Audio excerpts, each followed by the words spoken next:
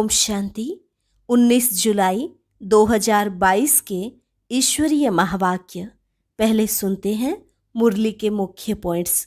बाबा ने कहा, इस शरीर की कोई वैल्यू नहीं, वैल्यू सिर्फ आत्मा की है, क्योंकि जो कुछ भी करती है सब आत्मा ही करती है। बाजा भले कितना ही फर्स्ट क्लास क्यों ना हो, अगर बजाने वाला ठीक से ना बजाए तो वह बाजा किस काम का। कोई शरीर छोड़ चला जाता है तो भी दुख नहीं होना चाहिए। दुख तब होता है जब यह भूल जाते हैं कि हम सब इस ड्रामा में एक्टर हैं। फिर बाबा ने कहा, सबको यही समझाओ कि केवल एक पहेली का हल करने से तुम विश्व का मालिक बन सकते हो। वह पहेली है, गीता का भगवान कौन। अब तुम बच्चों को सिर्फ गीता का भगवान सिद्ध करके बताना है। यह सिद्ध हो जाए तो सर्वव्यापी की बात आपे ही निकल जाएगी। भक्त लोग तो भक्ति की धुन में झूमते रहते हैं, लेकिन तुम्हें झूमने आदि की दरकार नहीं। तुम्हें तो बाप से वर्षा लेना है। तो अभी से डेड साइलेंस का अनुभव करो। और लास्ट में बाबा ने कहा, तुम्हें इसी शुद्ध अहंकार में रहना है कि हम ईश्वरीय फैमिली के हैं। तुम कर्म योगी हो, कर्म सन्यासी नहीं। सन्यास करना है तो विकारों का करो, कर्म का नहीं। और अब सुनते हैं महावाक्यों को विस्तार से। मुरली का सार। मीठे बच्चे, तुम्हें कर्म सन्यास नहीं लेकिन विकर्मों का सन्यास करना है। कोई भी विकर्म अर्थात पाप कर्म नहीं करने हैं। प्रश्न, तुम बच्चे किस अभ्यास से डेड साइलेंस का अनुभव कर सकते हो?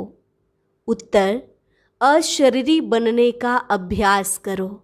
एक बाप के सिवाय दूसरा कोई भी याद ना आए। शरीर से जैसे मरे हुए हैं, इसी अभ्यास से आत्मा डेड साइलेंस की अनुभूति कर सकती है। दूसरा प्रश्न, सर्व दुखों से छूटने की सहज विधि क्या है? उत्तर, ड्रामा को अच्छी रीति बुद्धि में रखो। हर एक पार्टधारी को साक्षी होकर देखो तो दुखों से छूट जाएंगे। कभी किसी बात का धक्का नहीं आएगा। गीत ओम नमो शिवाय। ओम शांति। यह जो गीत में अक्षर निकलते हैं, शिवाय नमः, यह भक्ति के वचन हैं। हे शिव बाबा, आपको हम नमस्कार करते हैं, परंतु भगत लोग जानते ही नहीं कि शिव बाबा कौन है। कोई एक भी शिव का भगत शिव को नहीं जानते हैं। शिव बाबा बिल्कुल साधारण अक्षर है, तो शिवाय नमः कहना यह भी भक्ति का अंश है। अब तुमको क्या करना है? तुम कभी ऐसे नहीं कहेंगे कि शिवाय नमः कहो। वास्तव में कहने की भी दरकार नहीं रहती। बच्चों को घड़ी घड़ी नहीं कहा जाता कि बाप को याद करो। वह तो छोटे बच्चों को सिखलाया जाता है, वह अल्फबे पढ़ाया जाता है। वास्तव में इसमें कहना भी कुछ नहीं है, मन मनाभव भी नहीं कहना होता। यह भी संस्कृत अक्षर है। तुमको तो कभी संस्कृत में समझाया नहीं जाता है। बच्चे जानते हैं हमको तो बाप को ही याद करना है। आत्मा स्वयं जानती है, बाप ने परिचय दिया है। बच्चे, अब मुझे याद करो तो तुम्हारे विकर्म विनाश हो जाएंगे। तो याद करना बच्चों का फर्ज हुआ। यहाँ आकर जब बैठते हो तो बाप की याद में अशरीरी होकर बैठना है। ज्ञान भी बुद्धि में बैठता है। हम आत्मा बाप को याद करते हैं। यह शरीर तो ऑर्गन्स है, इनकी क्या वैल्यू है? बाजा कितना भी फर्स्ट क्लास हो, अगर मनुष्य बजाता ठीक नहीं हो तो बाजा किस काम का? ऐसे ही मुख्य आत्मा है। आत्मा जानती है हमें यह ऑर्गन्स मिले हैं कर्म करने के लिए। हम कर्म योगी हैं। कर्म सन्यासी हो नहीं सकते। वह तो कायदे के विरुद्ध है। विकर्मों का सन्यास किया जाता है कि हमसे कोई विकर्म ना हो, पाप नहीं हो। सबसे बड़ा विकार है काम का। सन्यास धर्म वाले जास्ती विकार को पाप अथवा दुश्मन मानते हैं। इसलिए ड्रामानुसार उनका धर्म ही है जंगल में चले जाना, घर बार का सन्यास करना। यह भी ड्रामा में नोंद है। उन्हों को यह करना ही पड़े। वह धर्म ही अलग है। उनको कोई भारत का आदि सनातन धर्म नहीं कहेंगे। आदि सनातन है ही देवी देवता धर्म। बाकी तो बेशुमार धर्म है।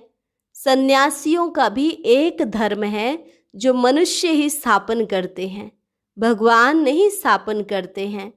बाबा ने समझाया है कि कोई भी धर्म एक दो के पिछाड़ी मनुष्य स्थापन करते हैं। तुम ऐसा नहीं कहेंगे कि परमपिता परमात्मा ने कोई क्रिश्चियन धर्म स्थापन किया और सन्यासियों के निवृत्ति मार्ग का धर्म स्थापन किया। नहीं, गाया हुआ है परमपिता परमात्मा ब्राह्मण देवता क्षत्रिय धर्म स्थापन करते हैं और कोई भी धर्म भगवान नहीं स्थापन करते। ड्रामानुसार हर एक अपना अपना धर्म स्थापन करते हैं। ऐसा भी नहीं कि परमात्मा किसको कहते कि फलाने जाओ जाकर धर्म स्थापन करो। यह बना बनाया ड्रामा है। हर एक को अपने समय पर आकर अपना धर्म स्थापन करना है, क्योंकि पवित्र आत्मा है। पवित्र आत्मा बिगर कोई कब धर्म स्थापन कर नहीं सकते। कायदा नहीं, आत्मा आकर धर्म स्थापन करती है और पवित्र रहती है और सब मनुष्य स्थापन करते हैं। यह एक देवी देवता धर्म बाप स्थापन करते हैं, क्योंकि उनको कहा जाता है हे पतित पावन आकर नई दुनिया बनाओ। बुद्धि कहती है भारत पावन था, अब पतित है, इसलिए पुकारते हैं।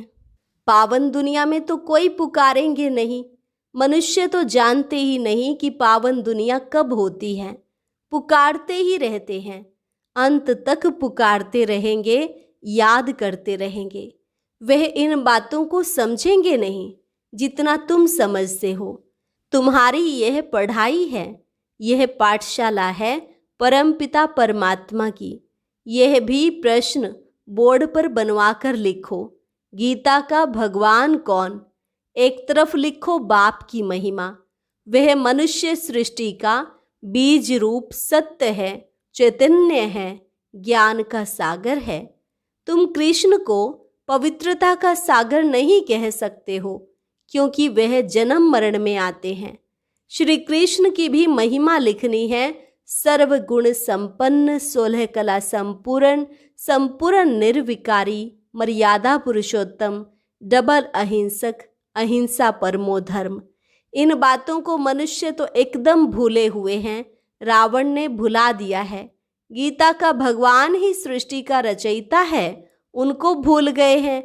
पहले नंबर की एकज भूल यह है।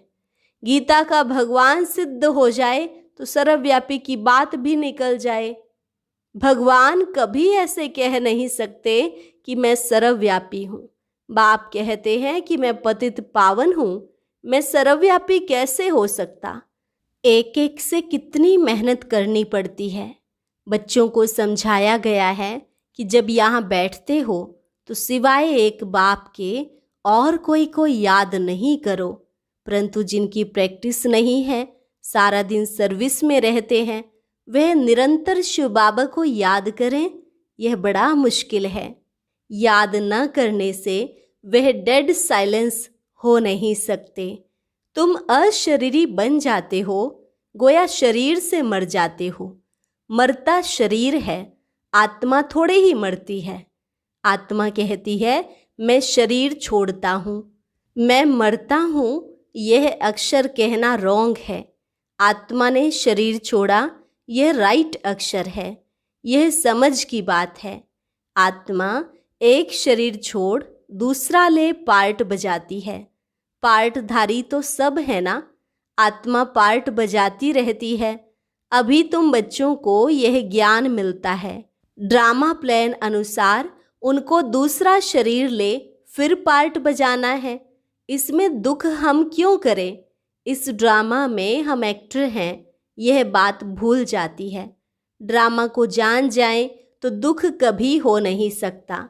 तुम ड्रामा के आदि मध्य अंत को जानकर कहते हो फलानी आत्मा ने शरीर छोड़ा, जाकर दूसरा शरीर लिया। हर एक अपना पार्ट बजा रहे हैं। भले तुमको ज्ञान मिला है तो भी जब तक परिपक्व अवस्था हो तब तक कुछ धक्का आ जाता है। रावण राज्य में जड़जड़ी भूत हुए हैं ना, तो झट धक्का आ जाता है। सतयुग में कभी धक्का नहीं आता, वहाँ तो बैठे बैठे शरीर छोड़ देते हैं। अब नया शरीर जाकर लेना है। सर्प का मिसाल, यहाँ तो ढेर रोने लग पड़ते हैं, कहाँ कहाँ से आकर श्यापा करते हैं। सतयुग में यह बातें नहीं होती हैं।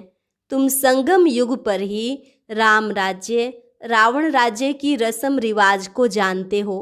राम राज्य में तुम रावण राज्य को नहीं जानते हो, रावण राज्य में तुम राम राज्य को नहीं जानते हो। संगम पर तुम दोनों को जानते हो। बाबा आकर सारे ड्रामा के आदि मध्य अंत का राज समझाते हैं। फीलिंग आनी चाहिए कि बरोबर यह बात ठीक है। जब तक तुम ब्राह्मण नहीं थे तब तक कुछ नहीं जानते थे। ज्ञान बिगर मनुष्य तो जैसे जंगली हैं। गवर्नमेंट भी कहती है मनुष्य को पढ़ाई जरूर चाहिए। गांवड़े वाले पढ़ते नहीं हैं, अपनी खेती बाड़ी में ही लगे रहते हैं। तो बाहर वाले कहते हैं यह तो जंगली हैं। हमको तो अब बाप बैठ पढ़ाते हैं। हम गार्डन के फूल बनते हैं, वह हैं जंगल के कांटे। तुमको मालूम पड़ा है तब समझ सकते हो। दुनिया में ऊंच ते ऊंच गुरु को माना जाता है, क्योंकि समझते हैं कि वह सद्गति करते हैं। परंतु बाप ने समझाया है यह तो भक्ति में फंसाते हैं। भक्ति की धुन में बैठते हैं तो झूमते रहते हैं। तुमको झूमने आदि की दरकार नहीं। यहाँ तो बाप से वर्षा लेना है। बच्चा बड़ा होता है, समझ जाता है बाप से हमको वर्षा मिलना है। छोटे बच्चे के ऑर्गन्स ही छोटे हैं। तुम तो समझ सकते हो हमको अपना जीवन कैसा उच्च बनाना है। बरोबर भारत हीरे जैसा था। गीता में अगर परम पिता परमात्मा का नाम होता तो सब कुछ समझ जाते। परम पिता परमात्मा ही सर्व का सद्गति दाता है। उनकी शिव जयंती भी भारत में ही मनाते हैं। वास्तव में भारत तो सबसे बड़ा तीर्थ है। सबकी सद्गति करने वाला जो बाप है उनका जन्म यहाँ भारत में ही होता है। अभी तुमको पता पड़ा है बाप कैसे भारत देश में आते हैं। अब कौन सा तीर्थ स्थान उच्च मानेंगे? जरूर भारत को ही मानना पड़े। शिव के मंदिर तो जहाँ तहाँ हैं। सब धर्म वाले जहाँ भी शिव का मंदिर देखेंगे तो जाकर शिव बाबा पर हार चढ़ाएंगे।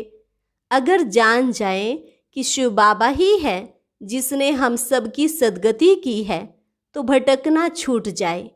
भारत को ही अविनाशी सचखंड कहते हैं। भारत कभी विनाश नहीं होता है, यह भी तुम जानते हो। भारत में जब देवी देवता धर्म था तो और धर्म वाले वखंड नहीं थे। तुम बच्चे जानते हो बाप अभी यहाँ फैमिली सहित बैठा है। यह ईश्वरीय फैमिली है और वह है आसुरी फैमिली। तुम्हारे में भी कोई कोई हैं जो अच्छी तरह समझते हैं, शुद्ध अहंकार में रहते हैं। देह अभिमान है अशुद्ध अहंकार।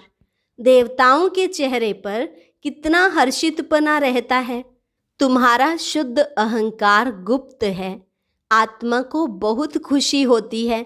ओहो, कल्प बाद फिर से बाबा मिला है। हमको राज्य भाग्य का वर्षा देने के लायक बना रहे हैं। बड़ी खुशी रहनी चाहिए। तुम्हारे अगेंस्ट बहुत हैं। तुम्हारी एक बात है, ईश्वर सर्वव्यापी नहीं है और दूसरा गीता का भगवान कृष्ण नहीं है। यह हैं मुख्य दो भूलें। इसलिए बाबा कहते हैं कि पहले पहले पूछो परमपिता परमात्मा से आपका क्या संबंध है, और यह भी पूछो कि गीता का भगवान कौन है। जज करो इस पहेली को।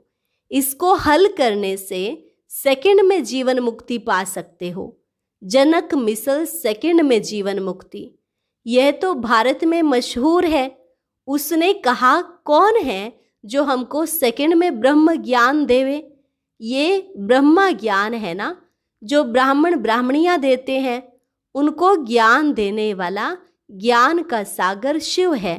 इन बातों को तो वह समझते नहीं, ब्रह्म ज्ञान कह देते हैं। ब्रह्मा भोजन को ब्रह्म भोजन कह देते हैं। ब्रह्म तत्व है। ब्रह्मा तो है बाप, उनका बाप है शिव। यह बातें मनुष्य बिल्कुल नहीं जानते हैं। पहले तुमको यह बातें थोड़ी ही समझाई थी। पहले तो तुम बच्चे सगीर थे, अब बालिग हुए हो। बाप कहते हैं आज तुम्हें गुह्य बातें समझाते हैं। बात बिल्कुल सहज है, मन मना भव। जैसे बीज और झाड़ का विस्तार कितना लंबा है, समझाते रहते हैं। अभी हम त्रिकालदर्शी बन गए हैं, रचयिता और रचना के आदि मध्य अंत को जान गए हैं। इस समय तुम्हारे सिवाय और कोई सृष्टि के आदि मध्य अंत को नहीं जानते हैं। हम भी नहीं जानते थे, अभी तुम समझते हो।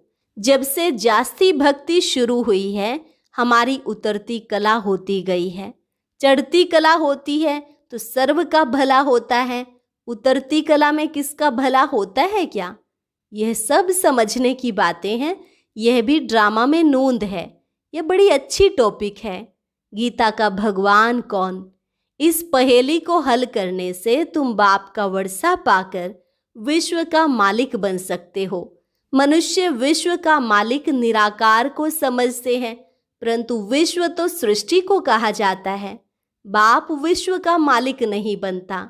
बाप कहते हैं मैं निष्काम सेवाधारी हूँ, तुम मोस्ट बिलवेड चिल्ड्रन हो। मैं तुम्हारा ओबीडिएंट सर्वेंट हूँ। तुम पुकारते हो हे पतित पावन, आकर पावन बनाओ।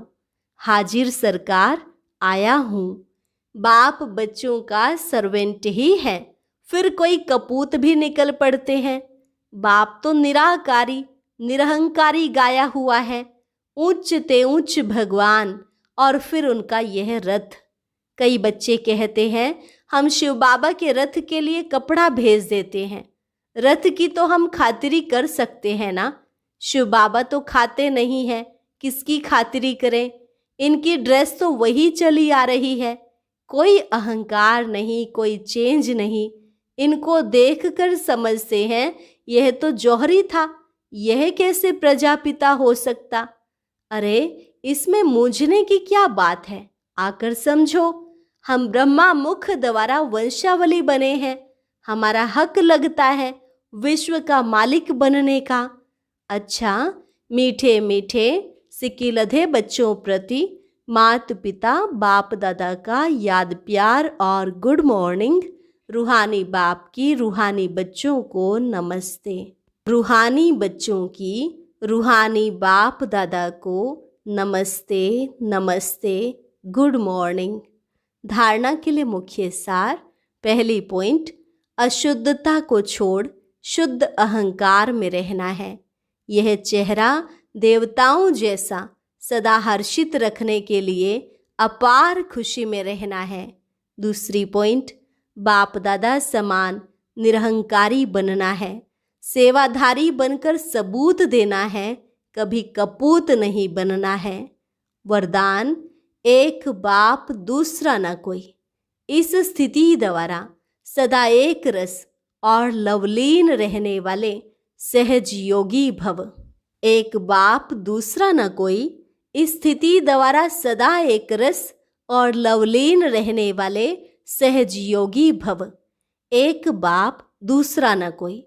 जो बच्चे ऐसी स्थिति में सदा रहते हैं, उनकी बुद्धि सार स्वरूप में सहज स्थित हो जाती है। जहाँ एक बाप है, वहाँ स्थिति एक रस और लवलीन है। अगर एक के बजाय कोई दूसरा तीसरा आया तो खिटखिट होगी। इसलिए अनेक विस्तारों को छोड़ सार स्वरूप का अनुभव करो। एक की याद में एक रस रहो तो सहज योगी बन जाएंगे। स्लोगन: दिल में सदा यही अनहद गीत बजता रहे, मैं बाप की बाप मेरा। दिल में सदा यही अनहद गीत बजता रहे, मैं बाप की बाप मेरा। अच्छा, और अब सुनते हैं आज का अव्यक्त ज्ञान मोती।